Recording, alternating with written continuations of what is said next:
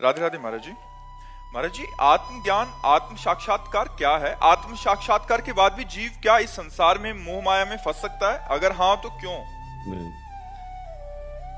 स्थूल शरीर, सूक्ष्म शरीर, कारण शरीर, तीनों को जो प्रकाशित करता है उसे आत्मा कहते हैं। वो भगवान का स्वरूप है। आत्मबोध हो जाने के बाद नहीं स्वात्मा रामम विषय मृग तृष्णाम भ्रमयति। आत्मा राम पुरुष कभी मोह माया में फिर नहीं फंसता। जैसे जगा हुआ पुरुष कभी स्वप्न के पदार्थों का लालच नहीं करता, क्योंकि उसे पता है वो सब झूठा है। जब तक सोया हुआ स्वप्न में नाना प्रकार के दुख सुख भोग देख रहा है तो उसे सत्य भास रहा है, लेकिन जब जग जाता है तो स्वप्न सब झूठा नजर आता है। ऐसे ही जब आत्मज्ञान हो जाता है तो मोह माया सब झूठी नजर आती है, इसलिए वो उसमें कभी नहीं फंसता। नहीं स्वात्मा रामम विषय मृग तृष्णाम भ्रमयति।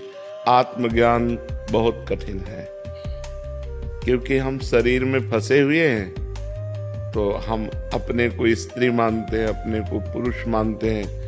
केवल बातें हम आत्मज्ञान की कर लें, लेकिन जब भूख लगेगी तो मुझे लगेगी, पीड़ा होगी तो मुझे लगेगी, क्रोध आएगा तो मुझे आएगा। यही अज्ञान है, जबकि ये मुझे कभी नहीं होता।